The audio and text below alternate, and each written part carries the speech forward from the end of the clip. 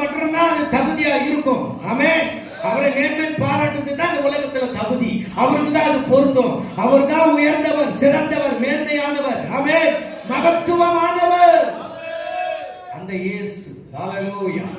மேன்மை பாராட்டுகிறவர்கள் கர்த்தரை குறித்து மேன்மை பாராட்டணும். சங்கீதம் 20ஆம் சங்கீதத்திலே தெளிவாய் சொல்லப்பட்டிருக்கிறது. அப்படி வெளி உலகத்தில் இருக்கிற ஜனங்களையோ, வெளி உலகத்தில் இருக்கிற அரசியல்வாதிகளையோ, தலைவர்களையோ, மற்றவர்களையோ, மற்ற பொருட்களையோ, பணத்தையோ, ஆஸ்தியோ, அந்தஸ்தியோ நீ எதை குறித்து மேன்மை பாராட்டினாலும் எப்படி இருப்பார்கள் என்று சொல்லி, எப்படி விழுந்து போவார்கள் என்று சொல்லி சங்கீதம் 20ஆம் சங்கீதத்திலே அழகாய் சொல்லப்பட்டிருக்கிறது. 7ஆம் வசனம் 8ஆம் வசனம்.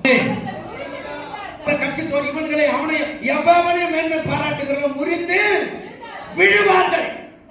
நாங்களோ எப்போ அவரை குறித்து மேன்மை பாராட்டும் போது, ஆமென், அவர் நாமத்தை குறித்து மேன்மை பாராட்டும் போது, ஆமென், அவருடைய வார்த்தையை குறித்து மேன்மை பாராட்டும் போது, ஆமென், அவருடைய அடிச்சுவடுகளை பின்பற்றி நடக்கும் போது, ஆமென், அவரை மேன்மை பாராட்டுகிற, ஆமென், யாராயிருந்தாலும் கர்த்தர் அவர்களை வெறுமையாய் விடுகிறவர் அல்ல என்று சொல்லி வேதம் சொல்லுகிறது. ஹalleluya.